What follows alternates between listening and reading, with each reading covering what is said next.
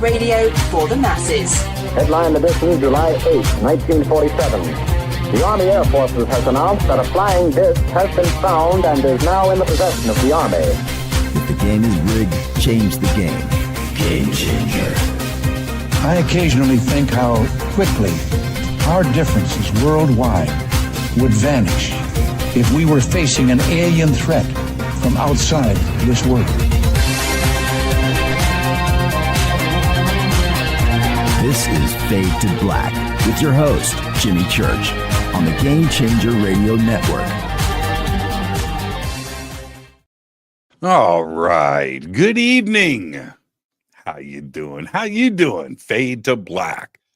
Today is Wednesday, April 30th, 2025. Let's do this, man. I'm your host, Jimmy Church. And a short week this week, but a great week this week on the show. Being that Monday night, we have Vivian Chauvet here with us talking about our galactic origins, an amazing conversation. Last night, jazz musician Eric Mintel was here. We're talking about ghosts, UFOs, and cryptids. Yeah, he's an accomplished jazz pianist, but he's also a paranormal investigator. That was a great show last night. Tonight, it's our once a month AMA, AJA, where you get to ask me anything. Yeah. So, and I will do just that. All right. So let's have some fun tonight and post your questions in all caps over in the live chat. I just sat down in the studio. They are doing some construction out front, some road fill, optical fiber is being installed, but I think they just finished. I was out there just like, can you guys speed this up a little bit? And I think they've got it done. But if you do hear anything, that's what's going on. Anyway, a short week this week because I do have 4 major events coming up. And one of them is this weekend. That is the Contact Modalities XPO. That's right. And it is this weekend, May 2nd, 3rd, and 4th in Delavan, Wisconsin at Delavan Lake at the resort. There are tickets and passes and stuff available for the special events that are going on all weekend long. The links are below over on our website and throughout social media. Contact Modalities Expo. It's going to be amazing heading back to the Midwest, to my roots. That's right. And then I come back for Contact in the Desert. That's May 29th through June 2nd in Palm Springs, California. I will see everybody out there. The biggest UFO conference in the world, and it's going on right there in Palm Springs. And the links for Contact in the Desert are below, all of the speakers and events and everything else. Okay? All right. Then I head south to Peru with Brian Forrester for the Inca celebration of the sun. June 17th through the 27th. That tour is sold out. We have a second tour in November. Click on hiddenincatours.com below and get all the information that you need. And come hang out with Brian and I in November. Peru is absolutely amazing. After that, I come back for the PSI Games, the Psychic Olympics, August 1st through the 3rd, 2025 in Charlottesville, Virginia. That's right. I am a game show host for the Psychic Olympics. It's going to be amazing. And that is August 1st through the 3rd, 2025 in Charlottesville, Virginia. The links for that are also below. All right. So tonight, ask me anything. We do this once a month and sometimes more if there's an emergency and we have to do a quick show right before showtime. But we schedule these once a month, and it's one of my favorite things to do here on the show because I'm always asking questions, right? I'm asking questions. Yeah, it's a journey, and it's like going to college, and I talk about that all the time. I'm here learning every single night, and you are learning right next to me. But what have I learned, right? Yeah. And that's what we do. Ask me anything. And there you go. And it's always funny for me when we do this, because the questions are all over the place. When I first started the show, I haven't talked about this in a while, but when I first started the show and people ask me a lot about the success of things and how long the show was run and my favorite guest and everything else and what's the secret and how did you, and this is the deal. When I decided this format for the show, there's a sense of discovery that you go on your journey as a host, radio, television, whatever. But the secret, if there's a secret, don't wear a mask. Take the mask off. Just be yourself. And that's difficult for people to do or to even understand. They have a vision of who they think they should be. They've listened to somebody growing up and whatever. And that's what that's not the secret. The secret is just be you. If you're interesting at a dinner table, if you're interesting at a party, if you're interesting when you're hanging out with friends and people are talking, be that person. Don't be somebody else. So, set up the show. What am I going to talk about? Well, music, obviously, right? My interests, which are food, love food, comedies, science fiction, film, television, UFOs, time travel, ancient history, Egypt and everything else around the world, our hidden history, the future, physics, science, the universe, all of that. It just that. And if I can just sit and talk about those things and have guests on the show about those things, I'm not wearing a mask, am I? I'm just being me. And that's the success of this show. That's it. And so back to the questions that are going to be posted tonight. I have attracted, this audience is interested in the same things I am. Pantera, Van Halen, good street tacos, and E.T. Yeah. And I didn't know, and I really wasn't that concerned about that in the beginning. But I didn't know how many of you there were. That's the trippy thing. I have people come up to me at conferences. Jimmy, wearing my Van Halen shirt for you. Right on. And by the way, I was abducted last week. Tell me about it. And hey, Jimmy, later on tonight, can we buy you tacos down in the lounge? Yes, you can. And that's, and that means I'm in my comfort zone. I try not to. I don't talk about things that I don't know. That if I get outside of my comfort zone, I shut down. And I'll normally say, I don't know anything about that. There's only so much time in the day, right, to study and research and do all of those things. But the stuff that I'm drawn to, right, food, music, physics, science, UFOs, life after death, consciousness, that takes up all of my time. All right. But now, tonight, the questions are coming from you because you're interested in the same things I am. And so we're going to get food questions tonight. I guarantee it. Somebody's going to ask me about a guitar tonight. I guarantee. And that's great. That's amazing. All right. So that's what we're doing. Put your questions in all caps. Our moderators tonight, which is, Bill and Jessica and John. I think Renee is in here as well. And she will make sure that everybody behaves. But they will be posting all, constantly. Put your questions in all caps. And I can see that everybody is behaving and doing just that. And do that for a couple of reasons for me. One, so I can read them. Two, I'm scrolling really fast. There's always a lot of posts. And I need to scroll past comments that are in lowercase and just get to the questions which are in uppercase.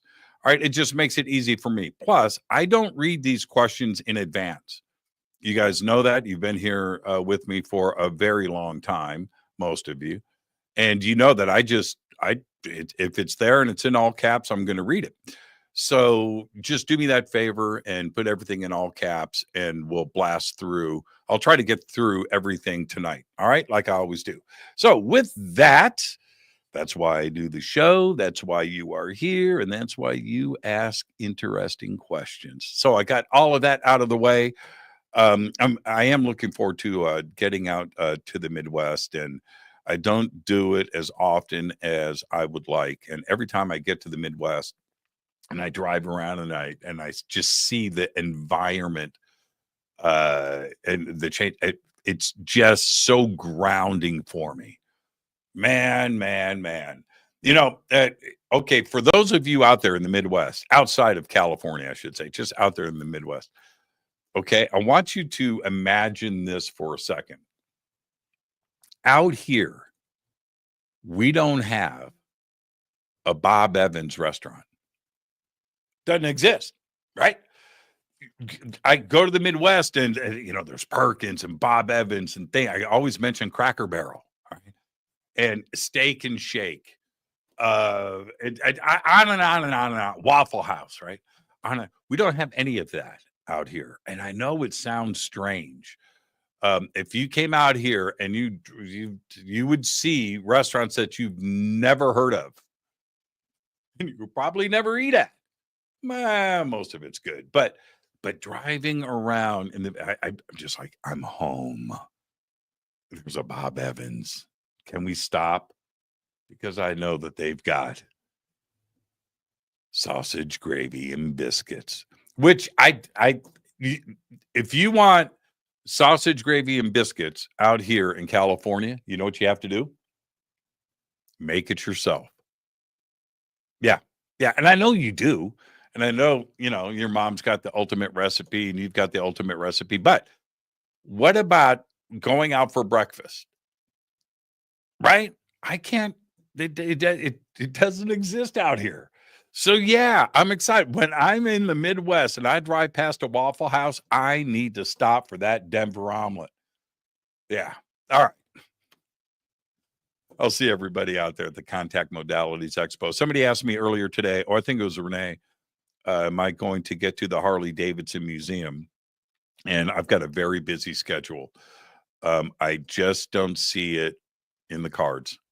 I don't. I've got a very busy schedule out there. So I can't do it. If I'm going to go to the Harley Museum, I'm going to have to book a flight and just go. I think that's the only way that's going to happen. All right, let's get to the questions. Let's see.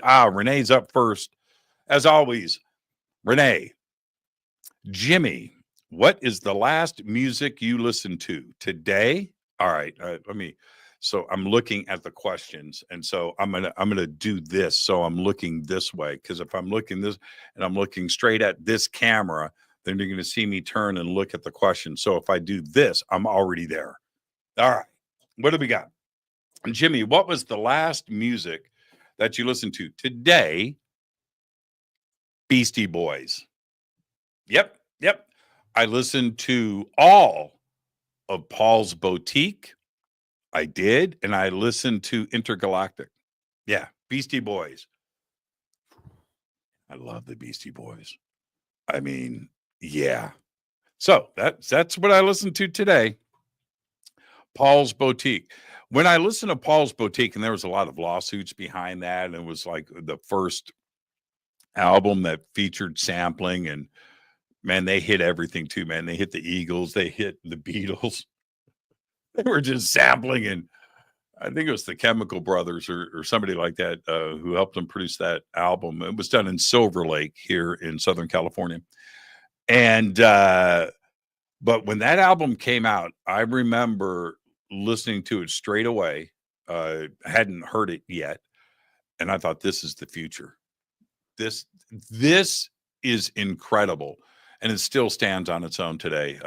It just absolutely incredible. All right, so that was the last thing I listened to. Next up, this is Rhea. Is that you, Rhea? Is that really you? That is you. Speaking of the Beastie Boys, Rhea. All right, Rhea, I'm not going to throw you under the bus too far. Rhea and I have known each other for 40 years, something like that. Old friends. And yeah, serious group of troublemakers back then. So Rhea, I've never seen you here. This is wow. Almost feel now see, now I'm nervous.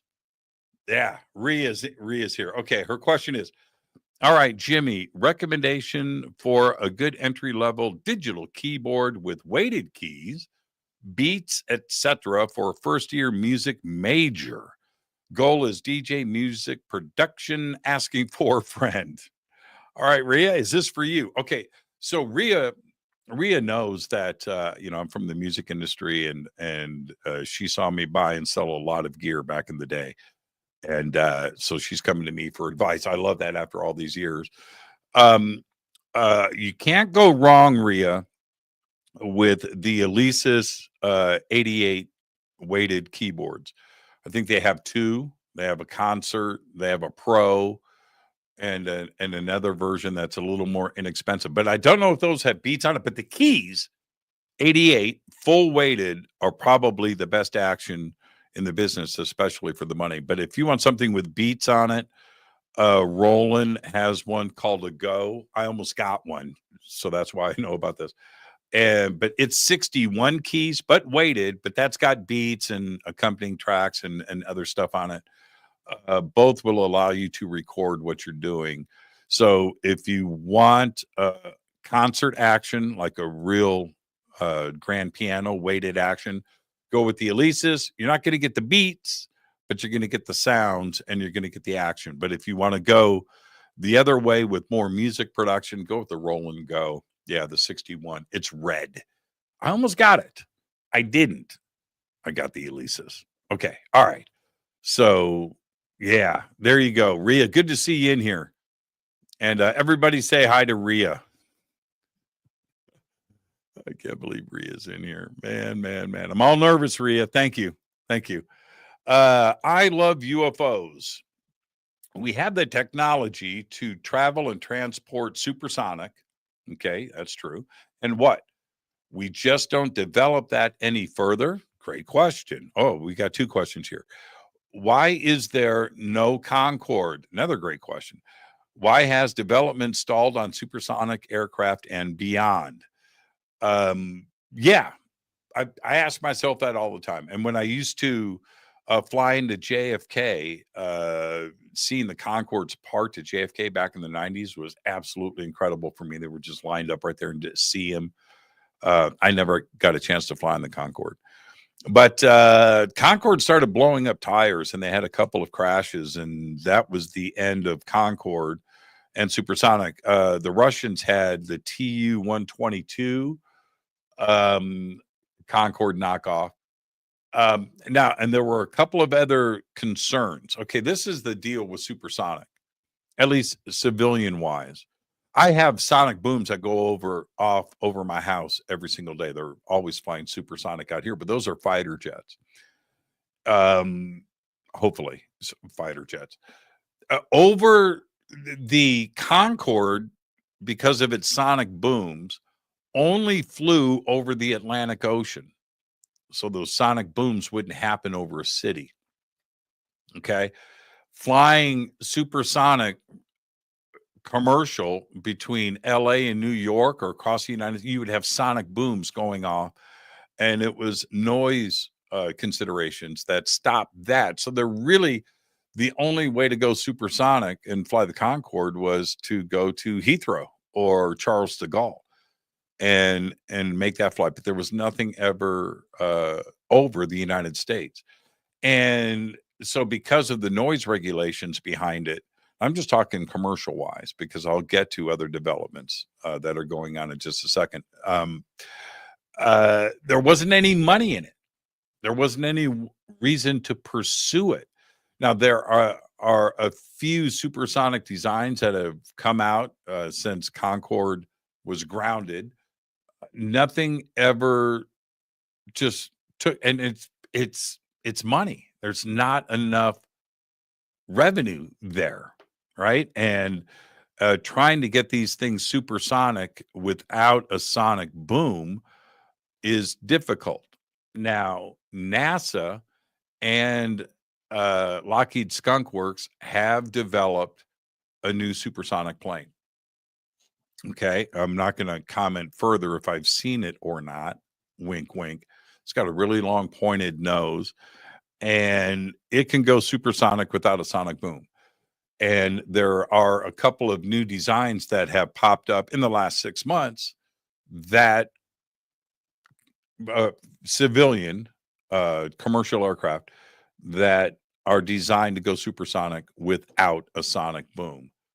So yeah, we all would love to have that happen, and getting from New York to London or New York to LA in an hour and an hour and a half would be a pretty cool thing. 2 hours. I think it was a 3-hour flight on Concorde, right? How cool was that? I think that's what it was. But I think that they're starting to overcome the ability to go supersonic without a sonic boom. So that is a great question. Now, what about anti-gravity planes, man? What about teleportation, man? I know. I think that these technologies exist. Will we ever get them down to us? Probably not in my lifetime. But I think about that a lot. We've got technology out there that is used for other reasons, you know? Yeah, like killing people. All right, let's get to the next question. Gizmo. My question for Jimmy is, where do you see yourself 10 light years from now? Supersonic? I see my... Where do I say, okay, 10 light years from now? That would be 10 light years would be in 10 minutes, I think. Where do I see myself in 10 years? I'm going to be doing this. I've said to everybody, if I won the lottery, and I'm close, if I win the lottery, I'm going back to college, but I'm not going to stop this show. But I would love to just, do this show and travel the world and go to school. And that's where I see myself in 10 years. If I just stay on track, I'm getting closer and closer to being able to do just that and learn. I just want to get my learn on. That's it.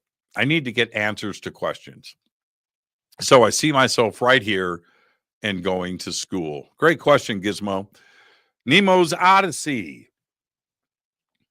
What would it take for a think tank like RAND to give the phenomena a serious look again?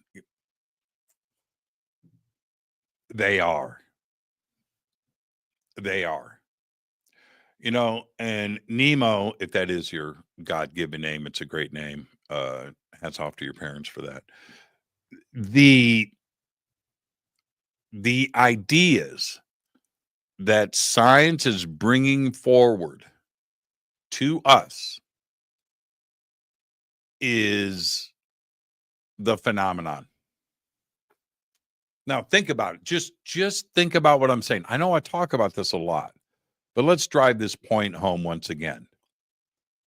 When this community dealing with the phenomena, not only UFOs, but space travel, consciousness, life after death, the Akashic Records, right? All of these things that we have been interested in and on our own path of self-discovery, these are the things that science is talking about today.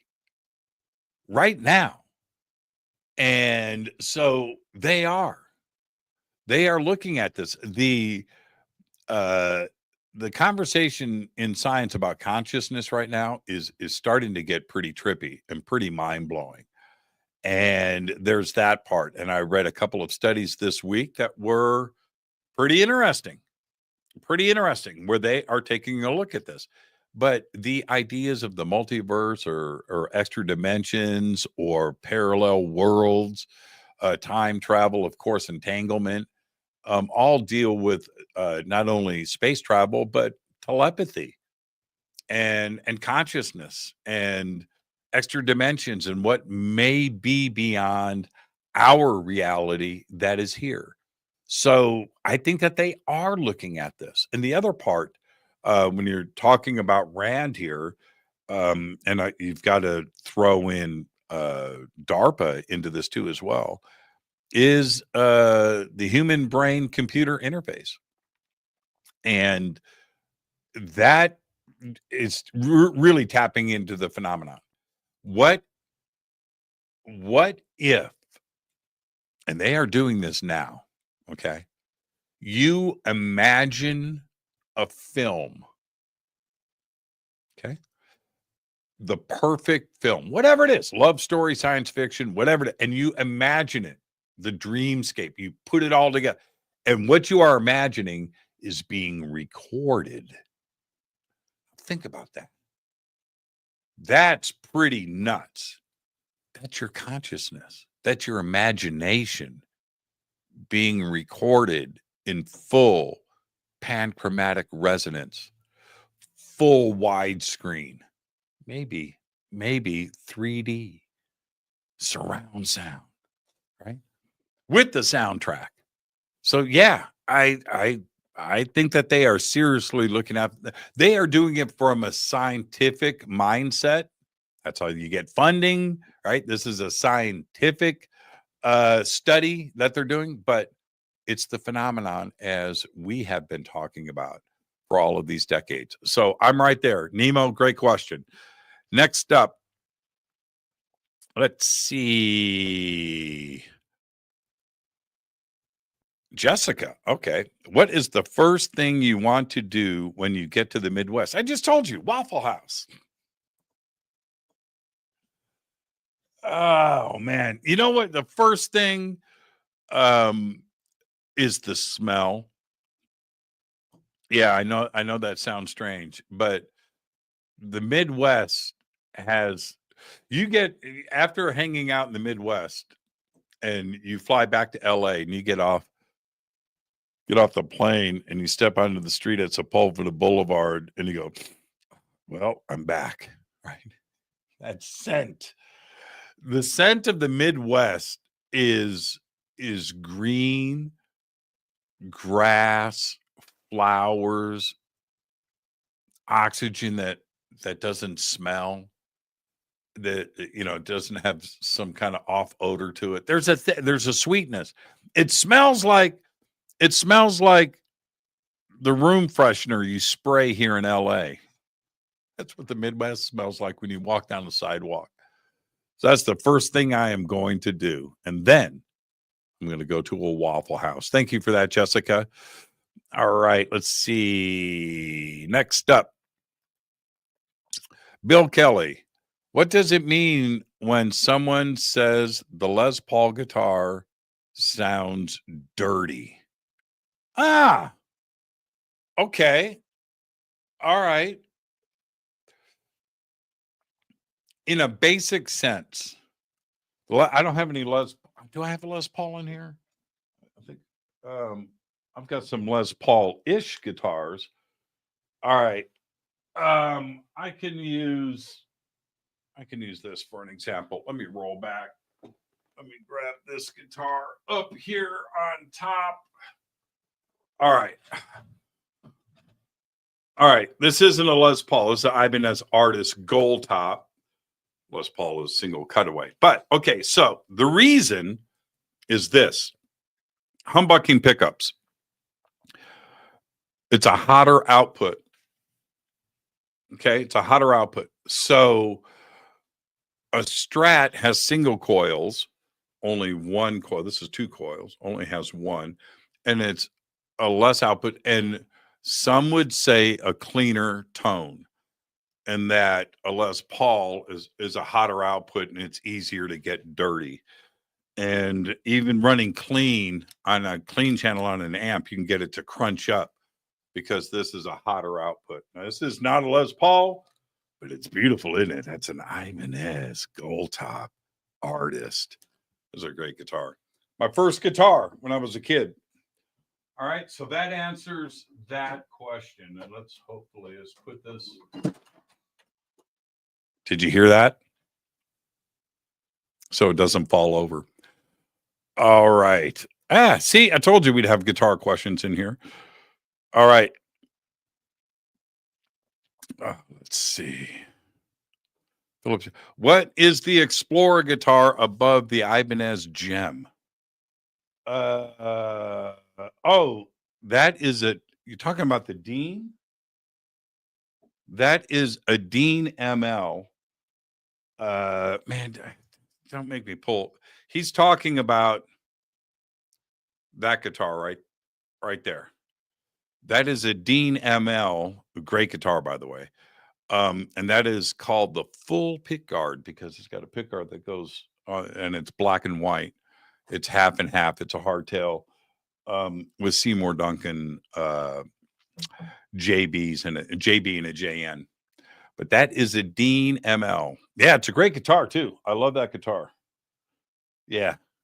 Yeah. So that's what that is. Okay. Next up.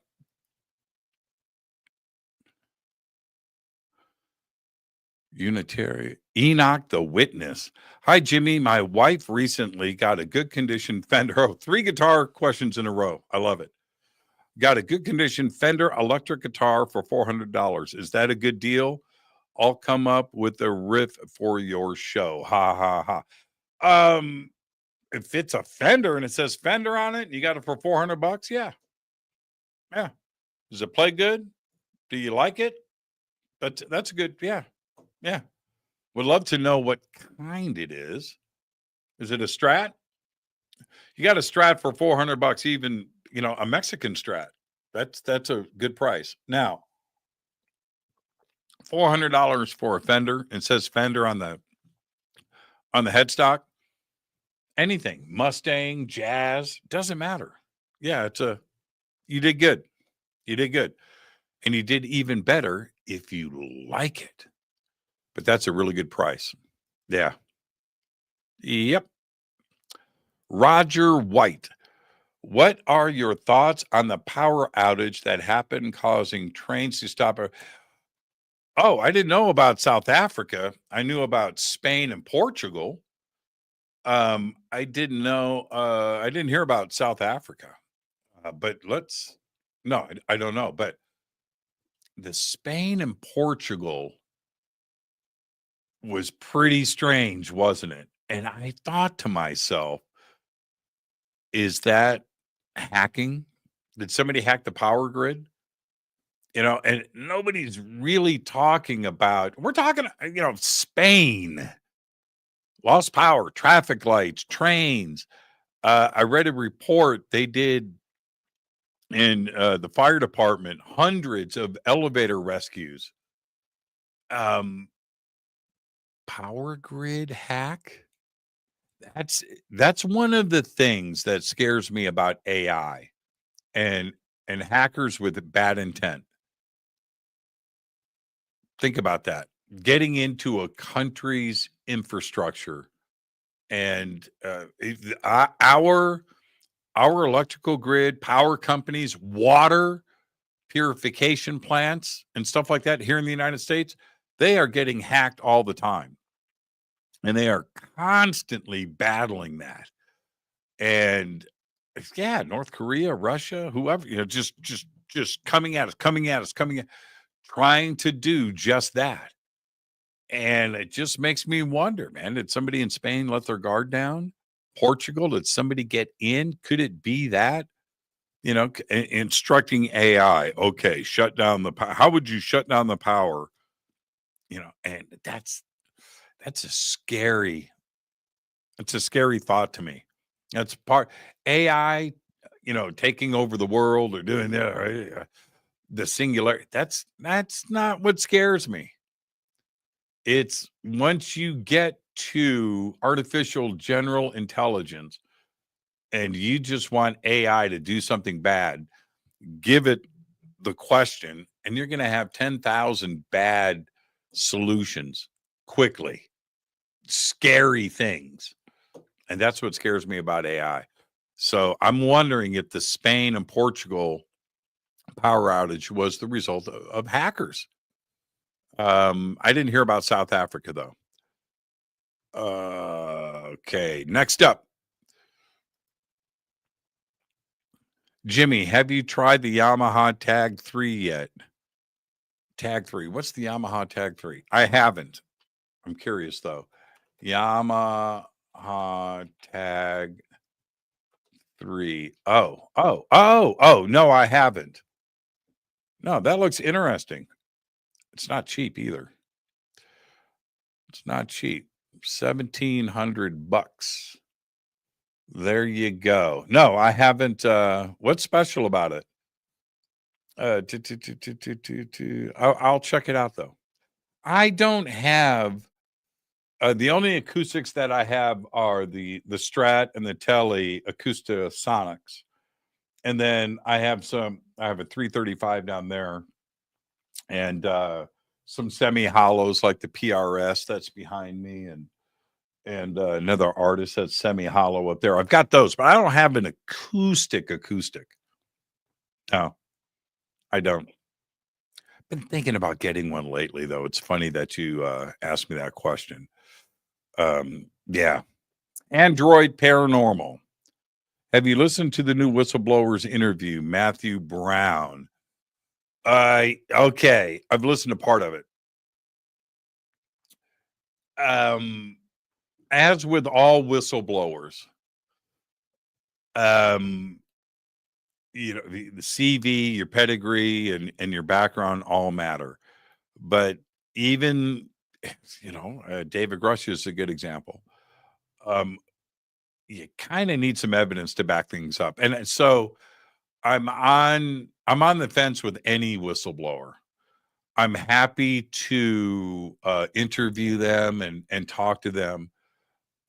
But you just can't. You have to listen. You do. You can't dismiss anything. But I need evidence. I'm waiting for a whistleblower to show up with a stack full of papers, some videos, something, a business card, something. When you go back and you look at different whistleblowers in the past outside of the UFO community, Aaron Brockovich, you go and we're talking about criminal stuff, but evidence that backed all of these claims up, or most of them. That's a whistleblower. And so I just need that. And the community needs that. I love the testimony and the statements and stuff. It's very intriguing. It's very compelling. But we need the stuff to go with it.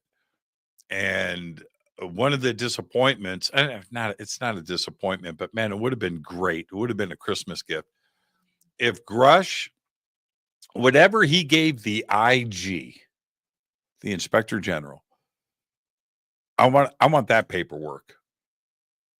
What did you give to the IG? Leak that. And something. What a great day that would be. It would certainly silence a lot of people. And that's my issue with whistleblowers. There's so many of them right now. So let's see. Next up. Is that Susanna? Susan? Oh, Susan and Boulder. Hi, Jimmy. Your opinion of Prince as an elite guitarist? Yes. Yes. Yes. Prince played. Now, is he Yngwie Malmsteen? I would never suggest that. Prince used the guitar like he did everything else. I forget the album that he played 27 instruments on or something, 30 instruments, where he had paint of every color. He had a canvas in front of him and he just painted with it. And that's what he did with the guitar. It was just his creative flow just came out of him. And he could do the same thing on the drums and on keyboards and bass and any instrument pretty much that he picked up. And so, yeah, that throws you into elite status. And that guitar solo that he did, I think it was at the Grammys. Was it at the Grammys? Man,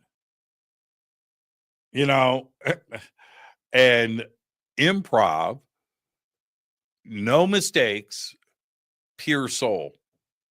And he shredded too, as well. So, yeah, Prince, elite guitarist, absolutely. Yeah, no question about it. All right, next up, the MWL. If you had a chance 40 years ago to join a band of your dreams, who would you join? Oh, I get it. The band of my dreams 40 years ago. So that would have been 1985. Oh, man. 1985. Would I be replacing a guitarist? Because that's kind of tough. 1985, Michael Schenker Group. All those albums, man, and what was going on, that was pretty amazing. Judas Priest in that period was pretty amazing. Black Sabbath in that period was pretty amazing. So was Ozzy in that period, pretty amazing. There were a few other things that were happening that were pretty cool. The Firm, and that you're talking about Jimmy Page. Yeah, wow. 1985. Night Ranger. Good era of music too. So out of all of that, where would that, man? Black Sabbath, man, Ronnie Dio, those are some pretty good years right there. But so was Priest. I often wondered, that's a great question, by the way. I daydreamed about replacing KK Downing. I did. Me and Glenn Tipton in Judas Priest. I just saw that, man. I had it. I think that was the perfect lineup. Yeah, I would have been like 22 back then. 22, 23 years old, 85. Yeah. I could, replacing KK Downing. I used to dream about that. Yeah. So maybe Judas Priest, but Sabbath would have been great. Van Halen too, of course. 85, that was a pretty good era of Van Halen too as well. Sammy just joined the band. So yeah, I'm going with Priest. Yeah, I'm going with Priest on that one. All right. Man, all guitar stuff tonight. Jimmy, your thoughts on Joe Bonamessa? Frigging awesome. Fully jealous. And I love Steve Vai, and Malmsteen and so many great guitar players out there today. But Joe, he's got it all going on. Plus he can sing. His band is amazing. He's got that band with Glenn Hughes too as well. And he can rock, he can heavy metal, he can blues, he can play clean, he can play he's just an effortless, man. He just makes it look too easy. When you watch Bonamessa, that his concert at Red Rocks, that's an amazing video. Go and watch that. It's been out for a while now, 15 years or whatever. Go and watch that. He's got the suit and the wrap around. He's playing the Les Paul. And you just, it's like, why am I wasting my time when cats like Joe are running around? So yeah. And you know what? Just a genuine nice guy as well. Yeah. Yeah, very cool. Who Dewey Hargis?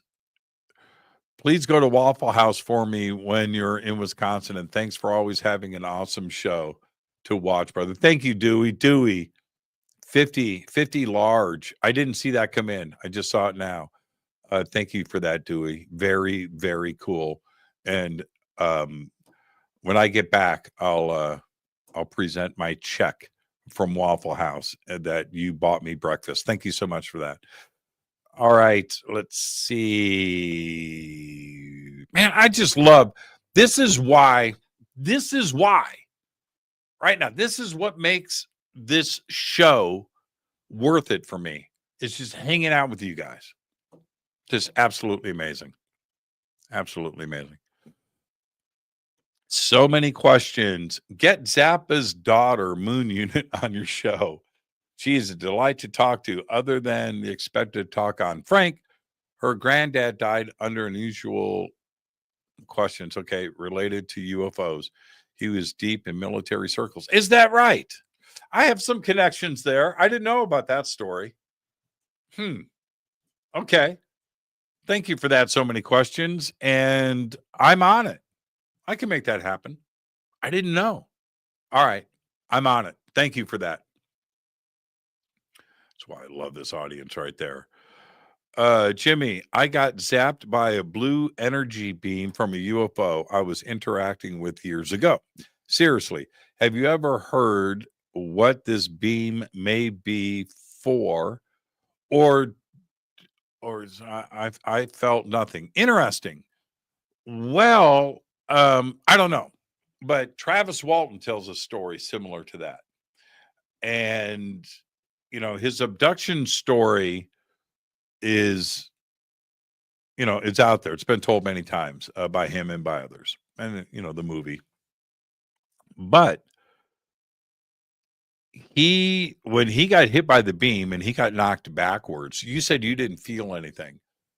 What he says now is that he feels that the ETs on the craft knew that they injured him, and that's why they brought him on board and they healed him. But that's the only instance I'm trying to think of somebody else that's been hit by a beam.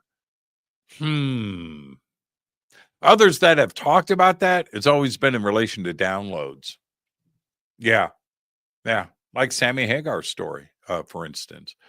But yeah, I got zapped. But how did you know you got zapped from an energy beam if you didn't feel anything? So you saw the beam, but you didn't feel anything? Interesting. I don't know. I don't know. Jimmy, I would like you to say in your best voice, nothing from nothing. Oh man. Billy, is that Billy Preston? Is that Billy Preston? Nothing from nothing means nothing. Yeah, that's good. That's good. It's not my best voice. That's just my normal talking voice. But yeah, Billy Preston. Yeah, I'll keep all of those stories to myself. Let's see what's up next here. Oh, I didn't post that. Anyway, Diana, if you could live in another country, where would you move to? I like Peru.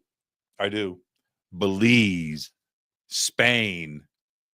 I like Egypt. Right now, it's just a little hectic over there. I like Egypt. Every time I'm in Egypt, I swear I'm just like, man, I'm buying a house here. I really like Peru. I like Costa Rica. I like Panama. Belize would be really cool, but Peru high on the list. High on the list. I'm just going to say this. Peru has everything. Everything. Amazing weather, amazing people, amazing things to see and do, and probably the best food on the planet. It's like that. It's like the food in Peru, which is so important. Paris, right? Italy, right? Good food. Good food. New York City, right? Good food. Peru's like that. And it's everywhere. There's no bad food in Peru. I haven't had a bad meal in Peru. And I've tried to mess it up. I haven't had guinea pig though. Haven't done that. Haven't done llama. I'm sure it's good, but I can't do that. Alpaca, whatever. No, I can't do that. But anyway, the food in Peru, it's the icing on the cake. And that's why. But Costa Rica's like that. Panama's like that. Just amazing food, amazing seafood and stuff, and a beautiful place. But Peru it just got everything. It's got the desert. It's got the oceans. You've got jungle. You've got mountains. You've got the Andes. You've got sea level stuff. You got Lima and Paracas. Just incredible cities and people, and just an amazing country. So yeah, I guess I answered your question. Peru. I answered that question for me. I had to go down the list. But you know what? I love the United States. Okay, but outside of the United States, yeah, man, I'm kind of going Peru on that one. Kind of going Peru. Thank you for that, Diana. All right, let's see. Tim wants to know, I'd like to know what Jimmy thinks of the food prices going up with these new taxes. I don't know. This is my bad habit when it comes to shopping. Well, kind of for anything, but it's like with food. I don't look at prices. I don't. I just buy what makes me happy. All right. I fully recognize that I'm walking out of a grocery store a lot, just like you. I'm no different, with 2 little bags, and I just spent $100. I recognize that. I do. I don't want to be upset. I don't want to think about it. But to that end, I haven't bought eggs. I'm like protesting on that one. I am not going to spend $20 on a dozen eggs. I haven't even walked by the egg section in a couple of months. I'm assuming that the prices have come back down. I love eggs, and I just stopped. I went when the egg thing was going on. I walked by. We had a milk thing here too, as well in LA. But I walked, in the back of the store, the supermarket, and all the eggs were gone. And as I did that, I was looking at the price. I was like, "What?" And they were all gone. Now, I don't know if they were gone because they didn't have them in stock, or that people were buying them in panic. I don't know. But yeah. So I guess I'm saying it 2 ways.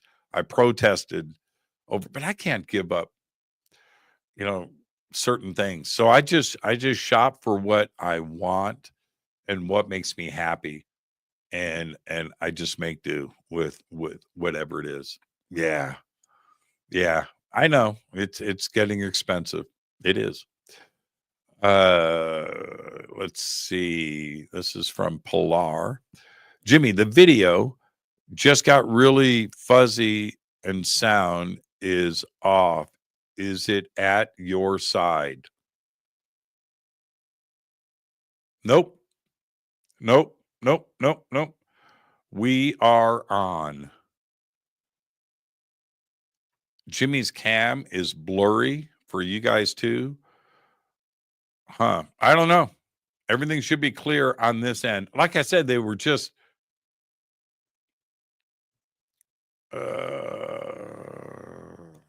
if there is something going on, let me know. Jimmy, love your show, man. Midwest here, and it's allergy season. What are you most interested in at the moment? Well, I don't have allergies. That's the good news.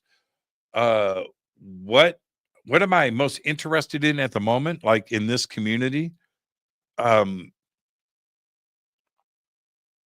well, okay, we have the UFO hearings, the UAP hearings that are coming up in a couple of weeks. That's a really big deal, and right after that is Contact in the Desert. I've got the Contact Modalities Expo this week, and I'm sure that this is going to be a subject on everybody's mind.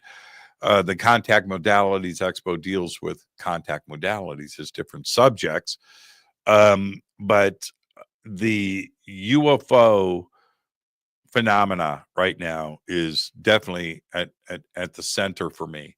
But the one of the other things that has really got my interest lately is the James Webb Space Telescope. It's like I cannot keep up with its discoveries every single day and the stuff that's being presented to us. And we are, when uh what was the planet K12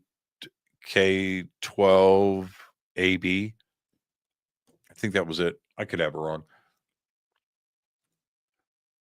We just looked inside its atmosphere, 120 light years away. 120 light years. And it's an ocean planet. It's 4 times the size of Earth, but we detected molecules, chemicals that only come from ocean life here on Earth. Only from ocean life here on Earth. And that we have that ability. So yeah, these kinds of discoveries have my attention, and I find it really interesting. I don't know uh what's going to be revealed from one day to the next. I don't. It's like I wake up in the morning and I'm halfway expecting to just have an alert on my phone, alien life detected on a planet. Yeah, I'm like alien radio signals received.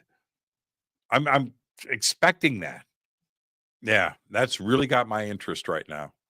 That's a really great question, Zach. And no, I don't have any allergies. Let's see. Okay, only one question tonight, Enoch. See, I don't read these in advance, but we got to get everybody else in here too as well. Have I ever had melted cheese on pancakes with maple syrup? Trust me, it's good. I'll take your word for it. Actually, it doesn't sound that bad. Have I been to Sturgis? No, and it is on my bucket list. It is absolutely on my bucket list. Okay, so there will be a second Harley in my life. And the only reason why the second Harley is not here yet is I can't get it in the color that I want. I'm talking about a Street Glide. I can't get a black and chrome one. There isn't anything in California, and I want to only get it from my dealer down the street. But it's a big touring bike, so I can go to Sturgis. I would love to go to Vegas on a Harley. I can't do it on my bike. My bike's a racing bike. It's a cafe racer. It's not this. Big floorboards and yeah, no, my bike's a racing bike. And so I'm going to get a second bike so I can have a, friend ride and I can head across the country. And if I don't have a friend on the back and I want to go to Sturgis, then I can pack all my belongings and everything that I need to go on the road for a week or two. So, Sturgis is on my list and I want to get it out of the way. First things first is I've got to get that bike and I'm working on it. Let's see.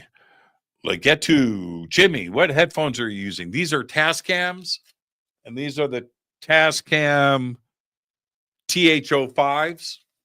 These are the TH05s. I have a case of Tascam headphones that Tascam sent me. So I've got the 05s, the 07s, and right now I'm using the 05s. I've got 07s over there. And once in a while I switch back. The other ones are more bassier. These are a little bit smaller and tighter, and I like the 05s. Yeah. But these are Tascam. See? Tascam. Yep, I've got everything here, man. I've got AKGs, I've got the Sony MD 7506s, and I've got Ashdowns. But I've landed on the Tascam. Tascam sent them to me. I tested them out at the NAMM show a few years ago when the new stuff came out, and I loved them. And they sent me some, and I've been using them ever since. So yeah, yep, Tascam. Great question. All right. Okay, we're gonna head to a break here in just a second. Jimmy, the best Joker from Batman.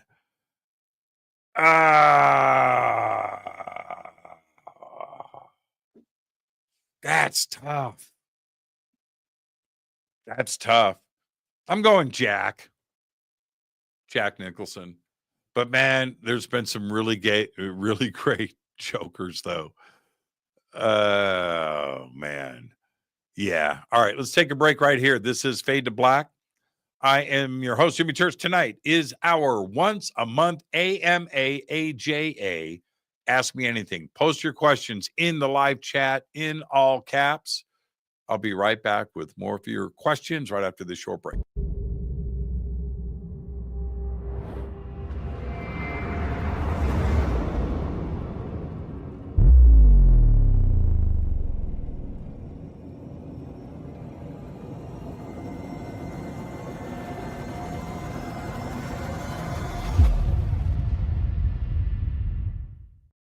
Subscribe to our YouTube channel to get your alerts and access to over 2,000 videos. Click that subscribe button right now.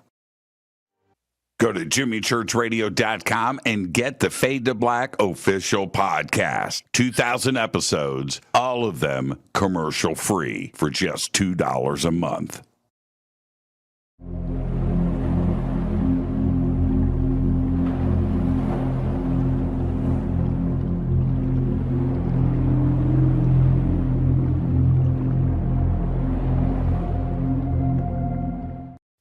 Watch Into the Vortex on Gaia TV. It's Fade to Black for the screen. Simple to do. Go to Gaia.com, search Jimmy Church, or click on the link below.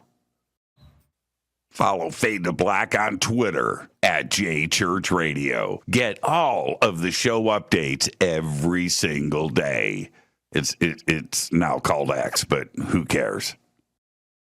How you doing? Jimmy Church here. Special announcement. Get your Fade to Black T-shirts. That's right. Help support the show. Help support everything that we do over here.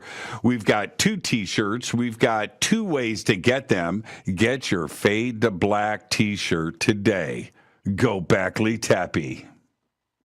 Go to jimmychurchradio.com and become a Fadernaut. Get a membership. That's right. Everything is commercial free. You have access to downloads, and you get to call yourself a Fadernaut.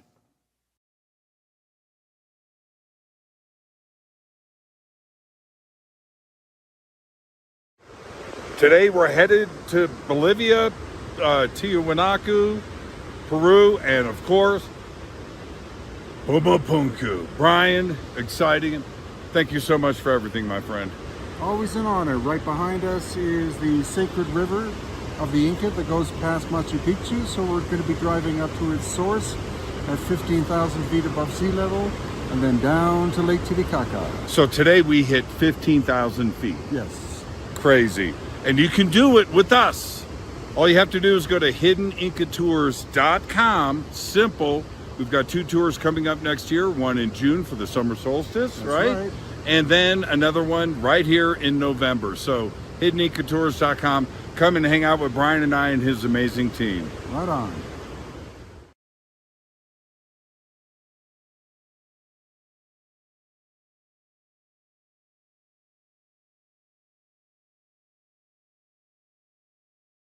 River Moon Coffee, makers of the Fade to Black blend. Truly the best coffee on planet Earth. Just visit rivermoonwellness.com or their Amazon store. It's all simple to do. You can check out the Fade to Black blend, the Game Changer blend, or any of their Black Moon Wellness products. It's the only coffee I drink.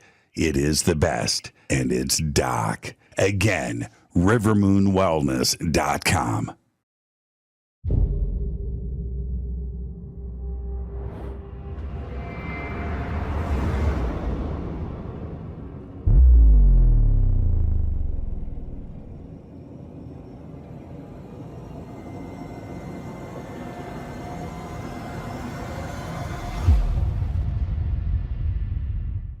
All right. Welcome back. Fade to Black. I am your host, Jimmy Church. Tonight is our once a month AMA. You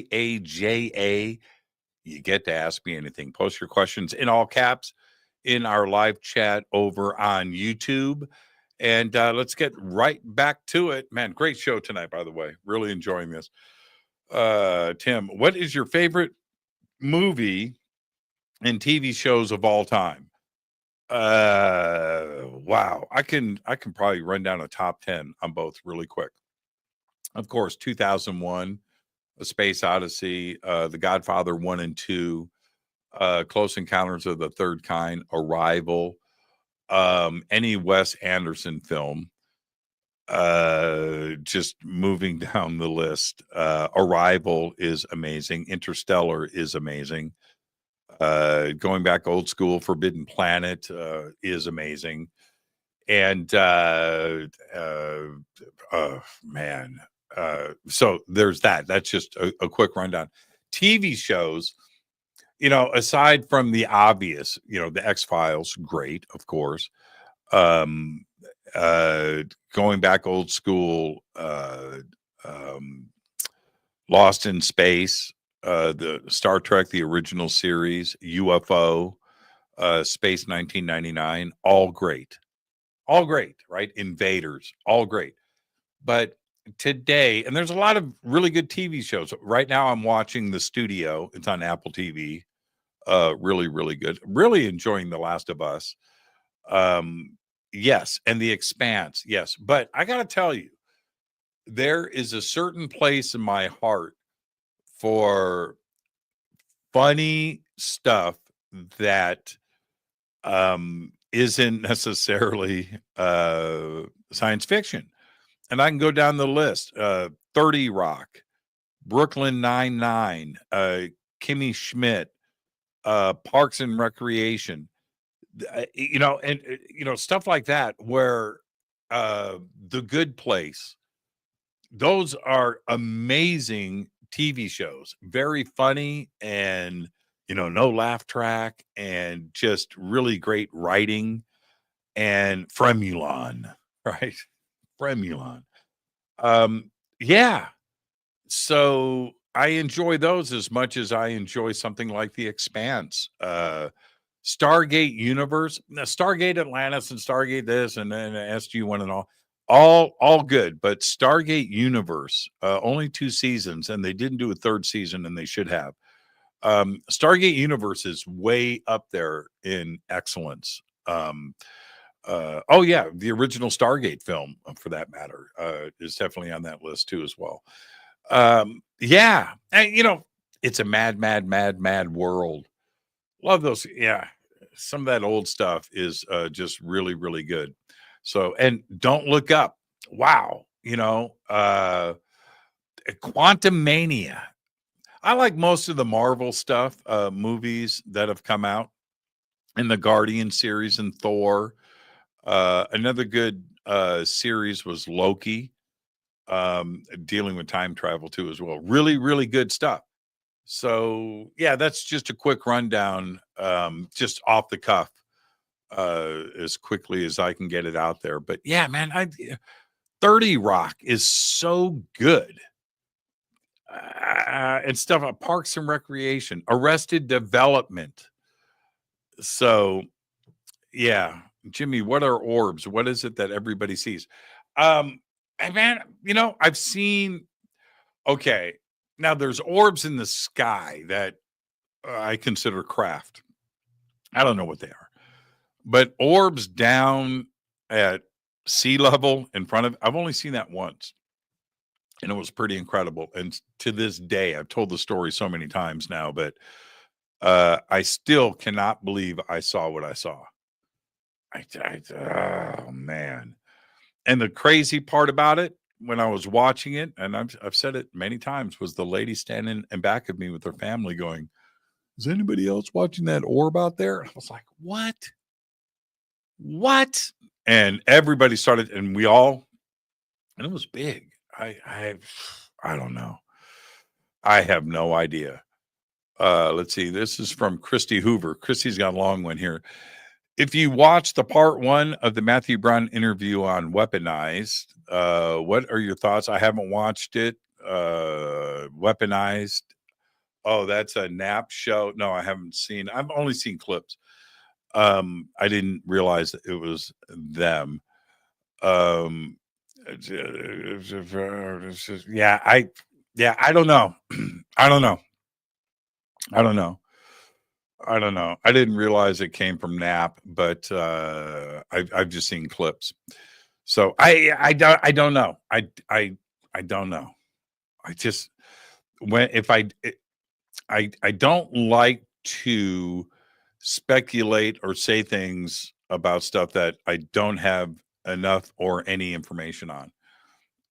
So I just have to leave that right there. I just don't know. I'll see what I can do about checking out more of it and so forth. And maybe I'll have an opinion. Let's see. This is from Walt. What are those tats on your forearms?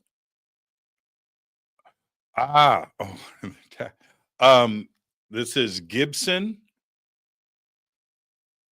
Can you see it? Oh, let's change cameras. That's Gibson, and that's Fender. Pop. Gibson and Fender. And I was sober. My friend Howard Tiemann did these. I've known Howard since we were kids. He's the best tattoo artist in the world, and I've been planning this for a while. And it was just one of those weekends, man. I called up Howard and I said, "Are you available?" He said, "Yep." I said, "Fender and Gibson." He said, "Let's go." I went and did it. So the Fender is gold and like the Fender logo and outlined. It's really cool. It's got some highlights in it too as well. The Gibson is just straight black. There you go. Fender and Gibson. All right. So now you know. Have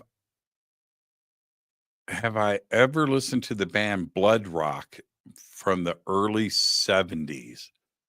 No. Blood Rock. I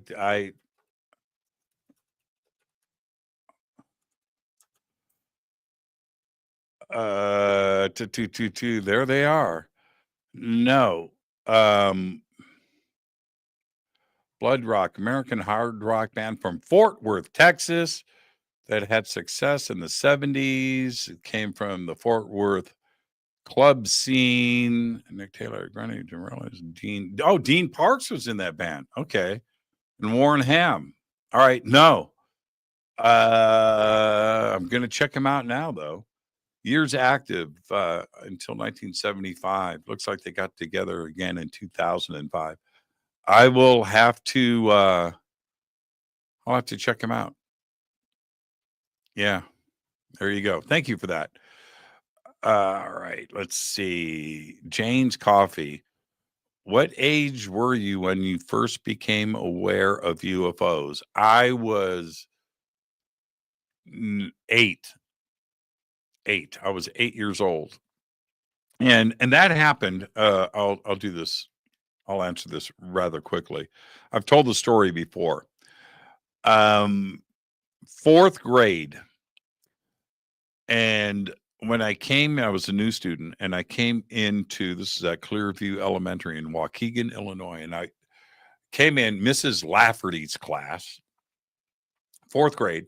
and there was one empty desk, and the desks were set up in like a square, not in a classroom style, but like in a loop. Anyway, one empty desk, sat down. The guy sitting to my left was named John Dubrava. John. And he became my best friend. But anyway, he was all into it. He was all into it. And it was John. I'd never heard of the UFO before then. And that year that went down, Space 1999 had come out on TV, and the TV show UFO had come out. So I was watching those with him, and he took me to the library, looked up UFOs, and I started, and that's, yeah, fourth grade. Yeah. And right after that, right in that same period, was Chariots of the Gods. The book came out, the movie came out, and that was a pretty crazy year for me. Yeah, 1971, 1972. Yep. So there you go. Yeah, my best friend John, man. Just, if he only knew. I talked to him maybe 20 years ago. No, longer than that, 30 years ago, 1995. Just got the internet, and I was able to find him, and I chased him down, and we talked on the phone briefly, and that's it. I haven't talked to him since. But yeah, that's yeah. Swamp Gas Jenkins wants to know, Jimmy, with this newfound direction in your health and wellness, have you considered getting yourself a juice weasel? Look it up if you don't know. Jim Carrey, juice weasel. All right. Thank you for that. The juice weasel. That's funny. Julie Rios wants to know my favorite Doors song, Riders on the Storm. Yeah. In the end, this is the end. Pretty good too, as well. But yeah, Riders on the Storm for me. All right. Jimmy, do you think AI will slowly erode human creativity? Yeah.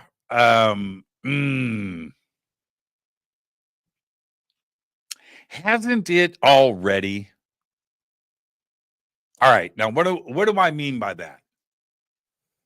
I remember my phone number on Fort Amador in Panama, 1977. The phone number, they didn't have area codes back then. It was 6 digits, 823626. That was our phone number. I can't remember a phone number from yesterday. That part of laziness with us, directions, there used to be a time when you had to navigate in your car from point A to point B, and things have made us lazy today. Our brain isn't working and getting exercised like it used to. It's very strange. The cell phone is a great tool, and I use it. Navigation and address. When was the last time any of you wrote a letter with a pen and put a stamp and dropped it in and wrote a letter? And that is passion, right? And you write that out and you sign it. But that we've gotten lazy because of tools. Now here's the flip side to that. I was a graphic artist, and when I was a graphic artist, I had to draw, it was pen and ink, something, then that would get photographed on a stat camera. You would take the stat image, you wax it, cut it out, roll it out, and for advertising, whatever I was doing, right? But when computers came along and the Mac came along, and suddenly You had typefaces. You didn't have to have a typesetting machine. Press on letters, letraset, burnishers, drawing. That all went, and I thought, well, there goes the creativity. Digital art is pretty amazing. And to see how people create with that, it's just another way. And so when drum machines came along, I was like, oh, well, there it goes. The art of drumming gone. Some of the most creative stuff is done on a drum machine. It's just a different outlet for artists. So I appreciate the digital medium for so many different things. Film, press, photographs, photography, art. But now writing tools and AI, does that get you lazy? Yeah, I'm worried about that. I'm worried about that. They're in the studio, the TV show that's out right now. The last episode was on AI and using that it's a pretty funny episode, by the way, with Ice Cube. You should check it out. How upset people were that they were going to use AI for animation in this film. Now it's a comedy, but the social side of this, where they were upset, you are bypassing human animators and you're going to use AI for the animation in this new film. And it just got me thinking, people are concerned about this, and will we lose that creativity? Just like I just stated, will it evolve as another form? Yeah, I hope so. I don't want to see us get lazy. Remember the movie Wall-E? That right there, Wall-E is a warning about AI, and it's not what you think. Watch Wall-E. Saddest ending of all movies, by the way. Watch Wall-E, which is a ship, a cruise liner with humans on it that board that ship before heading out across the universe, slim and trim and in shape. But everything is taken care of for them. They don't have to think. They don't have to work. They don't have to do anything. And what did we turn into? Just mindless, dumb, fat slobs. I don't want to see that happen. I don't. So, Jan, point taken. I hope the creativity stays there. So maybe take place in another form. Quantum, hey, Melanie, how you doing? So funny. Just got done watching Linda Moulton Howe talk about sonic booms. Melanie, you guys saw that Harley Davidson shirt, the fade to black shirt? That was Melanie. I would love to use that shirt, but I can't. That's trademark, man. That's a train wreck waiting to happen. All right, let's see what's next. This is great. Great show. Let's see. Jessica Rodriguez in the house. J Rod, do you believe that the elites of this realm we live in will be taken out of power and the power will be back to the people? The children said we have active. Oh man. In the great words of Rush, and I think it's William Shakespeare, 21:12, and the meek shall inherit the earth, right? Yeah, we've been told that over and over and over again. How many plays, how many movies, how many songs, how many poems, books can be written on this subject? Right. And just think about that. And go to, you want a classic story on this? Joan of Arc. Joan of Arc, at the age of 17, leads an army of peasants to take back the city of Orleans in France. Yeah. Yeah. The meek shall inherit the earth. Yeah, I know. Yep. Jessica, great question. I think so. I think it will eventually come down. The year 2027. You know, the that subject has been around for a while, and I remember having on uh Agent Rodriguez on the show talking about that. He was one of the first to bring it up. That the big reveal, the ET and everything else and disclosure is going to happen in 2027. We're 2 years away from that. Do I have a month? No. I have often said,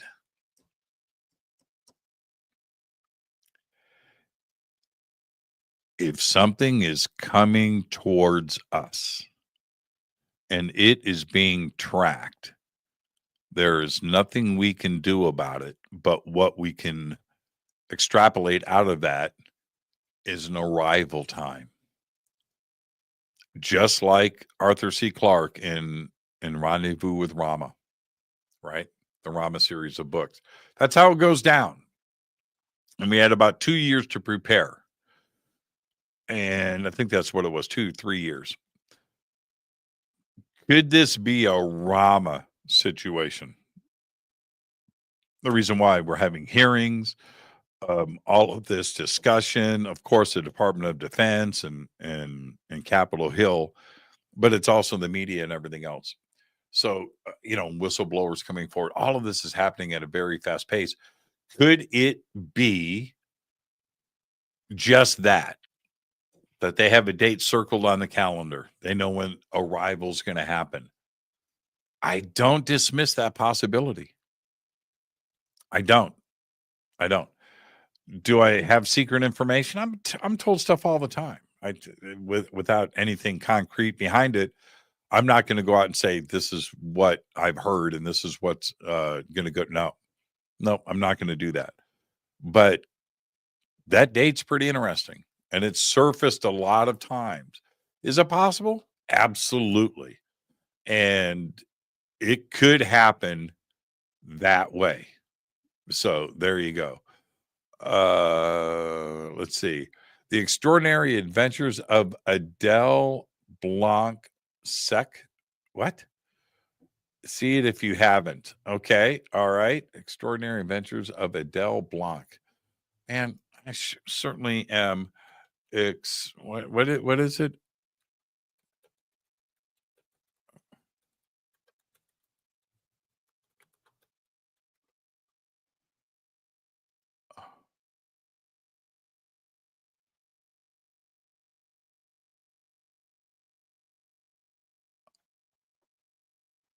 Huh. Oh. I have seen it. Yes. I have seen it. I'm going to watch it again. You know what I just watched? Oh man, it just got away from me.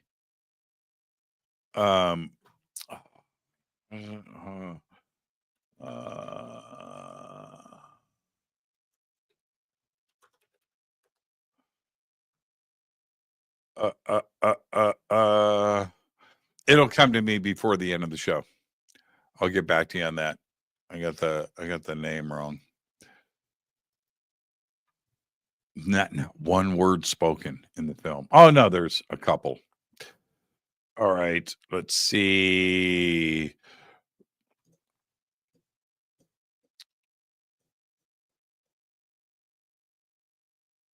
Let's see. Jimmy, what do you think about the monolith on the Mars moon Phobos? And could you do a show on do a new show on Mars? That's from Nancy G. I was just talking about that the other day. And Buzz Aldrin used to have those shirts, the Phobos shirts. And yeah, and I posted it was during the show. I can't remember who it was with, but the images of that, and of course the Phobos, 2 satellites that Russia sent out there and were apparently allegedly intercepted by a UFO, and the images of this said flying saucer made it out, have been scrubbed from the internet. But if you look, you can find the original pictures out there. They're tough to find, but you can find them. Yeah, it's big. It looks artificial. I'll say it out loud once again. Why haven't we just sent a probe to Phobos and landed and taken pictures of it? It's right there. Buzz Aldrin wants it done. So yeah, Phobos is interesting. Nancy, it's a really good point. Just talked about it. Let's see. This is from David. If you were offered the opportunity to travel to a planet in another star system and meet the residents, but would never be able to return to Earth, would you go? Possible. Few things to consider. How long does it take to get there, and what's the food like? Is it going to be an uncomfortable journey? And if I can't return to Earth, it better be worth my time, because if I've got to go and suffer through bad food, it's not my idea of a good time. It's not. I'm being very serious here, by the way. It's not a joke, right? So sign me up. Yeah, but I would need some guarantees if I'm not coming back. At my age, at this point, yeah, okay. I'm down. I don't know if I would do it if I was 20, 25. There's too much to experience on this planet first. But some people are up for an adventure and they will just go and do that. That, for me, I've had too much fun with my life so far. But at this point, yeah, I've done a lot. I've had a pretty good time. I've had a good run. So why not cap it off with going to another planet? If it was an enjoyable trip, food is a big part of that.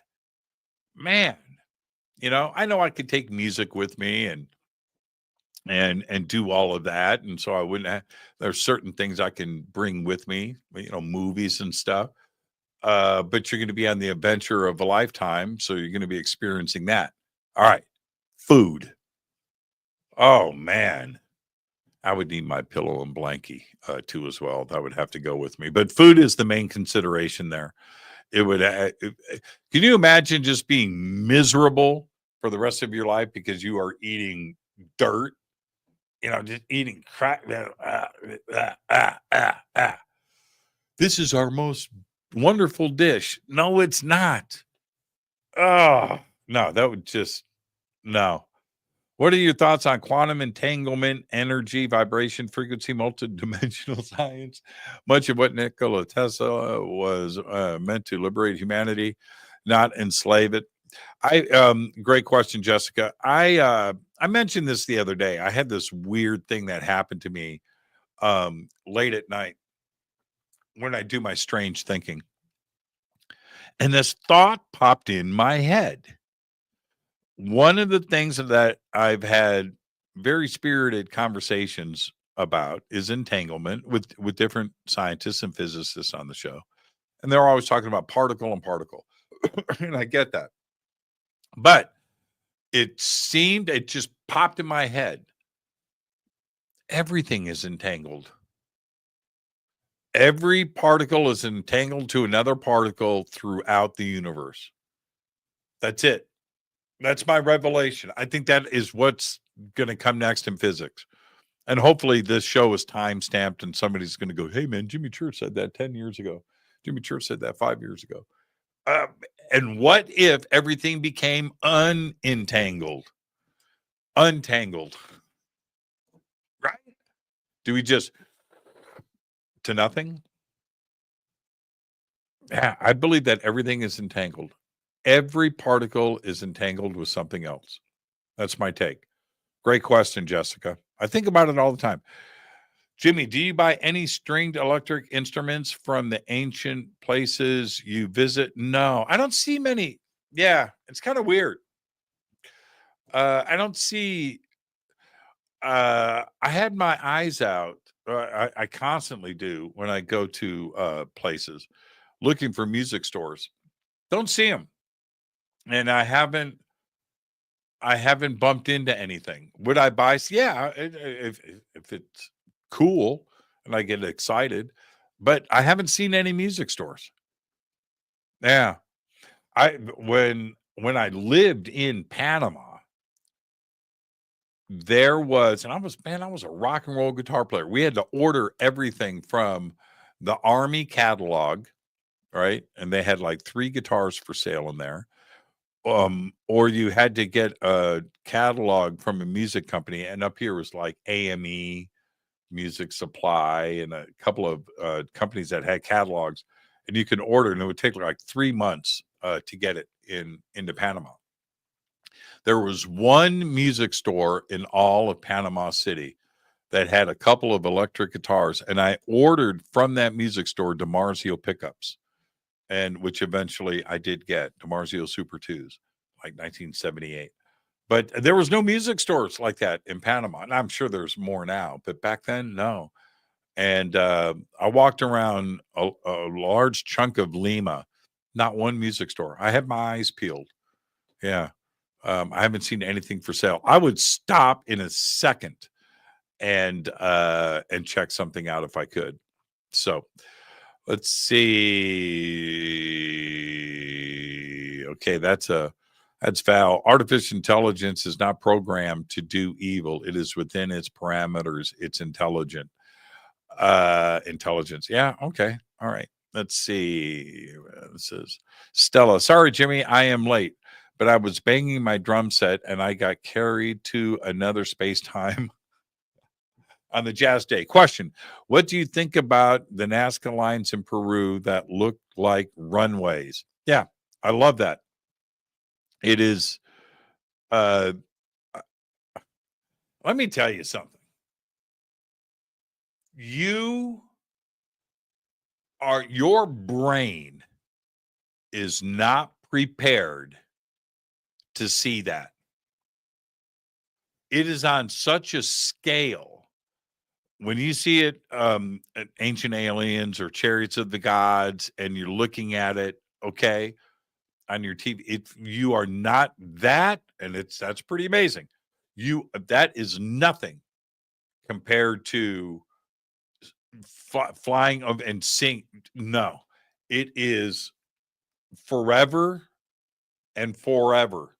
Just as far, just you can see the circumference of the earth, and these lines are going over the horizon. It's insane. Your brain cannot handle it. Your brain can't. And when you're there and you're driving through, you can see some stuff on the sides of mountains. But the Nazca desert itself, the desert floor, you can see portion, but they're so big and so long. You don't get it. You don't see it. You don't get the sense of scale. And so if that's the case, when you're if you're in the desert, 5,000 years ago, whenever this was done, whatever, I have no idea. And neither do they, by the way. And you're standing there and you're going to draw a line that is 20 yards wide and 10 miles long, right? Over the horizon, 12 miles, whatever it is. How do you do that? Perfectly straight. One time. There are thousands of them.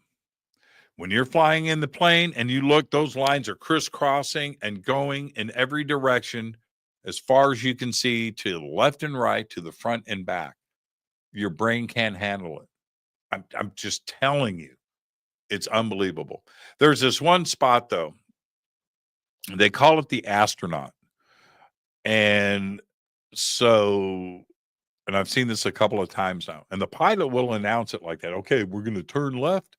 Everybody look out the window to the right, and there is the astronaut waving. And you're like, what? And there it is, right on the side of this mountain. And it's an astronaut. It's a dudette, helmet, and he's waving like this. Giant on the side of this mountain. Now, you would never see that unless you're up in the sky looking down. It's that big. And you just, who is that for? And he's waving to the sky. It's nuts. And then you wind around the runways and the lines and the hilltops and it's hard to comprehend. It's hard to understand. Anyway, so and then they had this family, and there it is, man. It's a family. It's a mother, a father, and 2 kids holding hands on the side of this hill. Very strangely drawn square heads, it's like, who's that for? And why? Yeah. And also, that's in the deserts of Peru in Nazca. But in Paracas, they have the candelabra.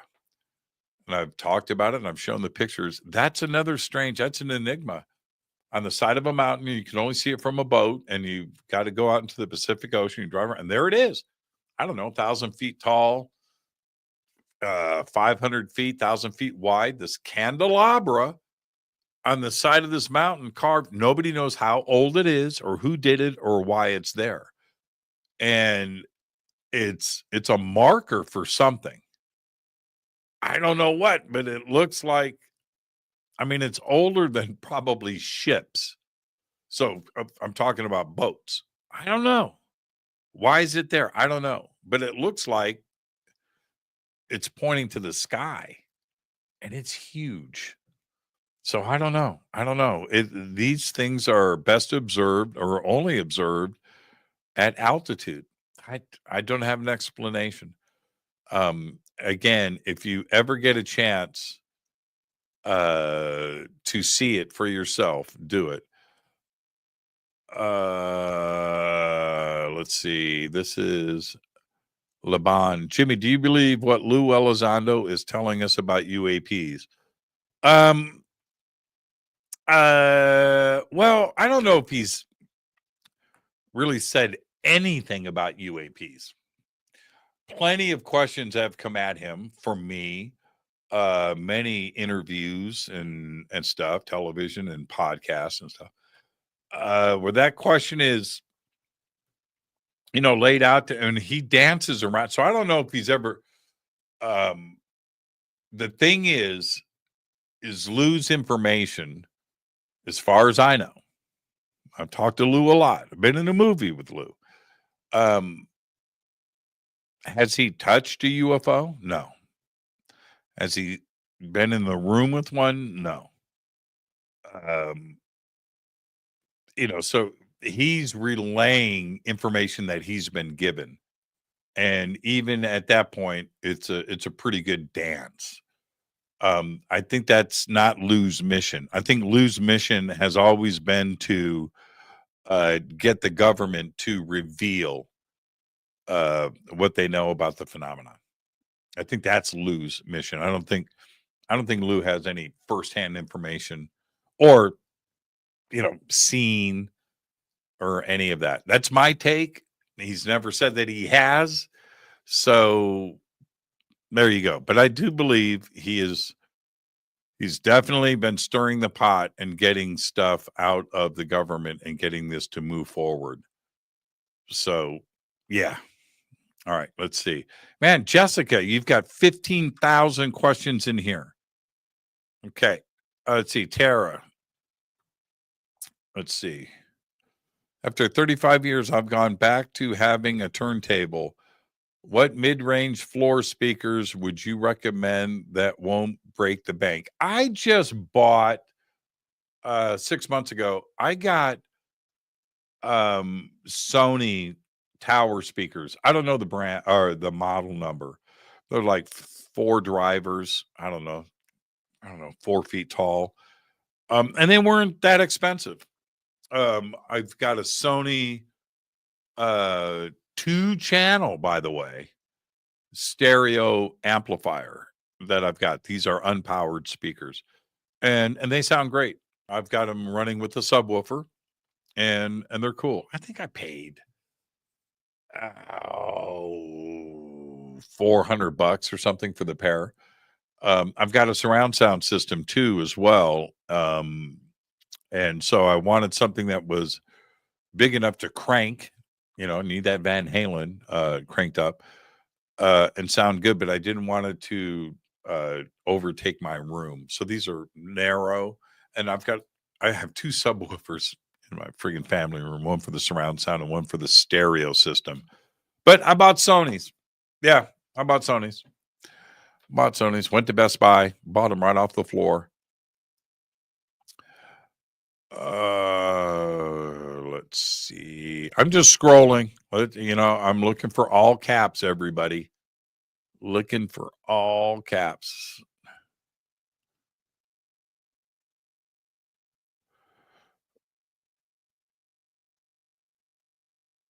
I'm sorry for the silence. Some of these questions have been posted twice. I see.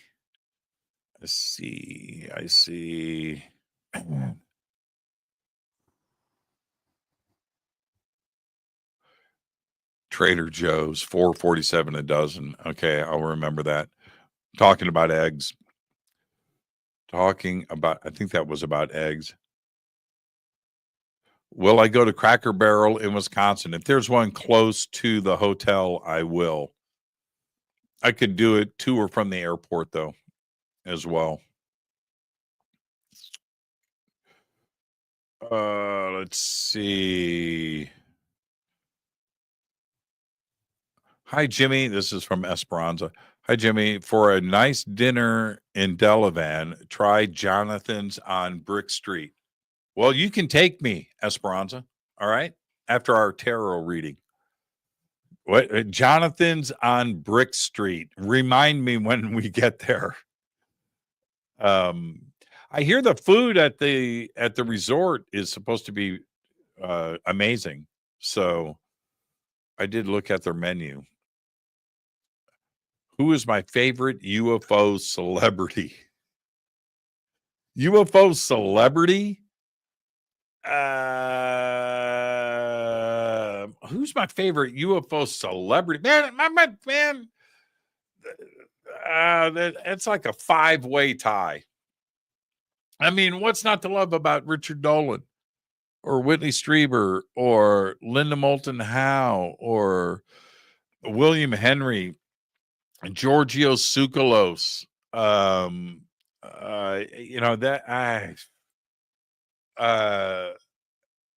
others too as well. I mean, Jim Mars, just absolutely amazing, and others. But man, it's a tie.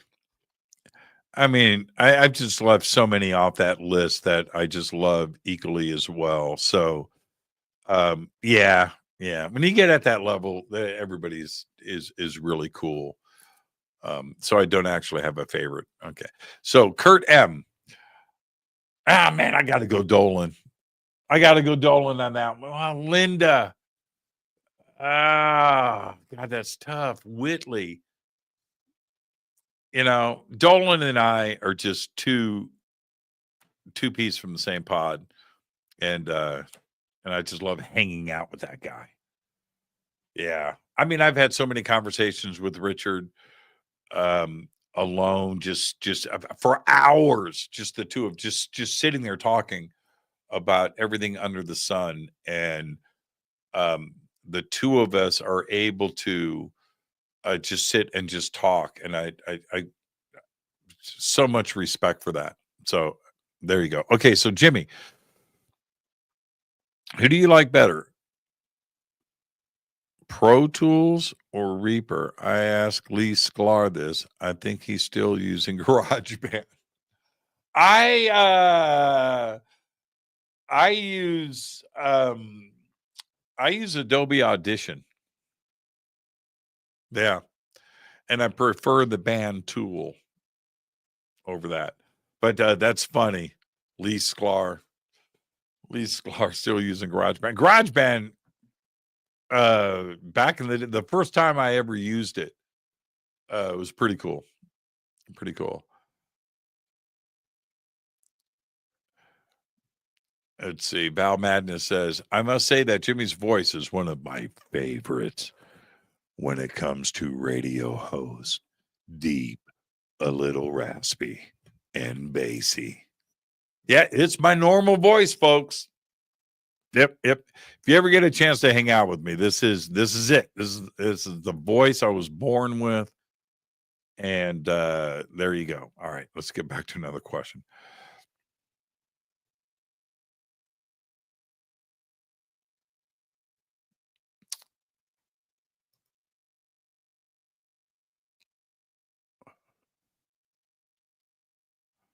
I hope Jimmy doesn't mind if I ask an upcoming fourth question.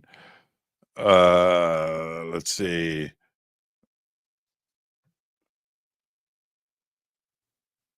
Jimmy, if you could transition to an AI, being living or deceased, who would you be? I'm not sure if I understand the question. If I could transition to an AI, who would I be? I don't know if I do that transition. I might have to pass on that. I would only want to be me. Let's see.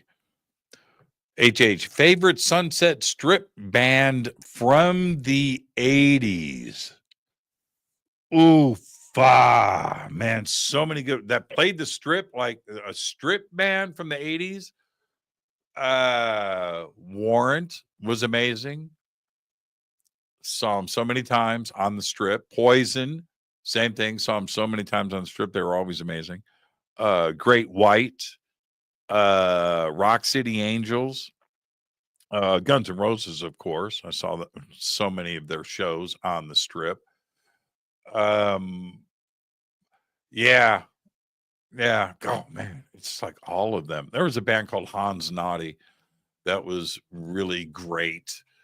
The Aunt Jemimes, always great. But there were so many other, like bands that were not quite signed or maybe got signed and the record never really, but they were really good and had a great draw. Circus was another band like that. And I could go on and on and on. There was a band called there's so many bands called Concrete Jungle or Sinner Swing or Bad Blood was another great band. I could go. There's so many. There were thousands of them that were really, really, really, really, really good. But Rock City Angels certainly up there for me. Warrant. I'm going to say this about Warrant, and I mean this. I'm serious. I'm still am. I'm a huge critic. I remember at Gazzari's, I'd seen Warrant play so many times, but there was this one night at Gazzari's. And Gazzari's had a dressing room on the second floor, and the bands would come down these stairs and then walk onto the stage. And Warrant started playing in the dressing room and came marching down the stairs like a marching band. And the drummer had his snare on a wireless mic and he's playing. It was, and I'm watching this and they come down and hit the stage and blew into the song. And I thought to myself, this is the greatest thing I've ever seen. These guys, this is way before they ever got signed. And I was always a huge fan of Janie Lane and everybody in that band. I always thought that Stephen Sweet was just an amazing drum. Everybody in that band, Eric, man, they were just so good. But that moment, and I'm standing in the back of the club doing my thing with my arms crossed, just going, okay, let's see what you got. And I thought it was perfect. Yeah. And I knew it. I just knew they were going to just, and they did. They did just that. They were so good. So lots of favorites, but that moment with Warrant is something that I'll admit to it. I'll admit to it now. I have no problems with my warrant love. Would I ever consider a robot dog? I remember those little, man, from like 2005, those little robot dogs that were like this big from Japan, and you could train them. I remember those. I wonder if they're still around. I don't remember what they were called. We just got a couple minutes left, and I know that there's a bunch of stuff here. Have Harley Davidson sponsor Fade to Black shirt line. Yeah, if I could pull that off, but if I could do it, that means anybody could do it, and I just think that they protect that trademark. Faded Black Radio, do not make it to serve man. That's from Bill. But what about your family, your grandchildren? I think you're talking about me leaving the planet. Yeah, I know. All of that is, I'll leave the planet for them to take care of. It'll be in good hands. Somebody's got to be on the ship to float over the ocean to see what's on the other side. Jimmy, do you know why Google turned off Cloud View on its map app? I do not. I do know that I have Google Satellite View now on my navigation, and I'm really digging it. It's very trippy to drive with your navigation, looking at buildings that are right there as you drive past. It's the aliens better at pizza delivery. Yes, there's a pizza place now here in Palmdale. It's called Slice Pizza. Oh my. Yeah, it's that good.